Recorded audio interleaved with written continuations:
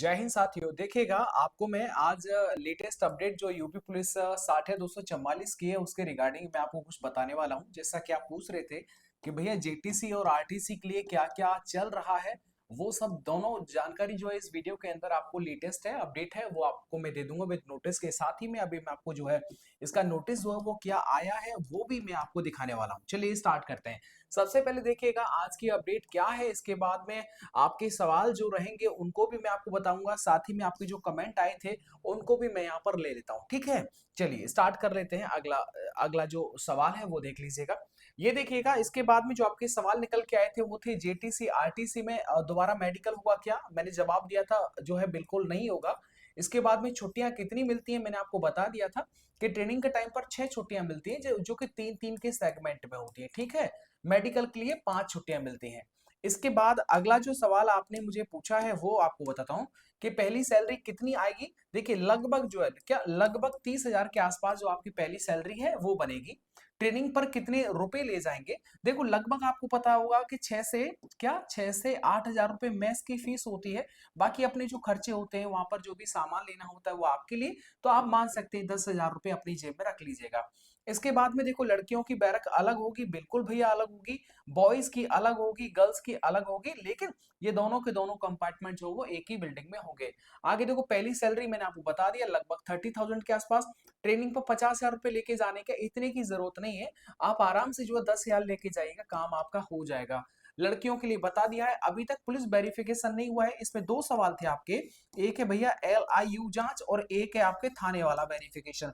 बोल रहे थे थाने वाला वेरिफिकेशन हो गया, LIU नहीं हुआ है, कोई दिक्कत नहीं है। जब आपके दो एड्रेस होते हैं, एक परमानेंट होता है और एक टेम्पररी होता है, तो परमानेंट अगर दो एड्रेस हैं अलग अलग है, ठीक है, तो फिर आपका LIU जांच जरूरी बन जाता है। लेकिन एक ही एड्रेस है आपका तो फिर आपका थाने वाला ही वेरिफिकेशन काम करेगा। ठीक है, उसके लिए अलग से जो है वो ऐसा नहीं कि अलग से इसकी कोई जांच हो। इसके बाद में ट्रेनिंग में घूमने जा सकते हैं क्या भाई, बिल्कुल जा सकते हैं। आप परमिशन ले लीजिएगा, परमिशन लेकर के शाम को जो वो परेड ग्राउंड के अंदर आपको गणना देनी होती है।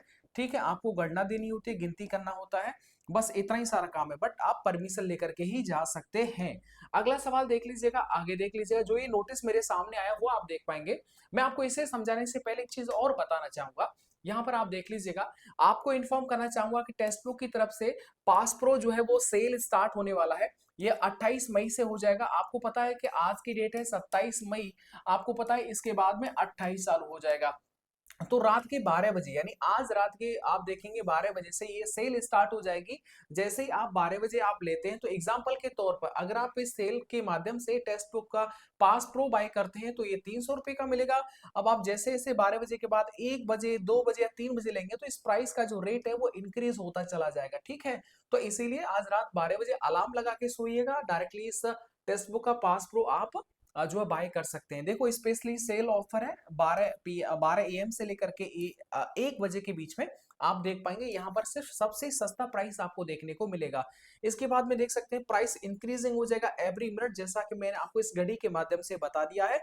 और कूपन कोड अप्लाई कर देना आपको RCU। जैसे ही आप कूपन कोड अप्लाई करेंगे RCU, तो आप देखेंगे कि आपका जो ये टेक्स्ट बुक का पास प्रो है ये आप देख पाएंगे कि 300 से भी जो है वो बहुत ज्यादा डाउन हो जाएगा। ठीक है, इसके बाद में अभी आप वर्तमान में आप देख पाएंगे कि अभी जो सेल का जो प्राइस चल रहा है वो कितना महंगा चल रहा है, देख सकते हैं 315। लेकिन आज रात आप जैसे बाय करेंगे तो ये आपको 300 से भी डाउन चला जाएगा।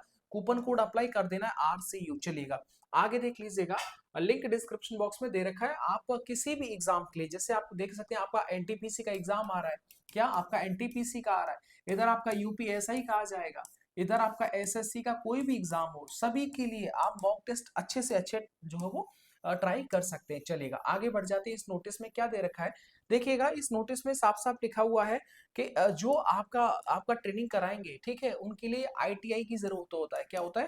आई देखो प्रशिक्षण संस्थान हेतु ITI की प्रशिक्षण ड्यूटी के संबंध में आपको पता है कि आपका जो JTC है वो चालू हो जाएगा नेक्स्ट मंथ। इसके बाद में RTC होगा और ऐसे टाइम पर आपका ITI आपको जो है वो देखने को मिलता है।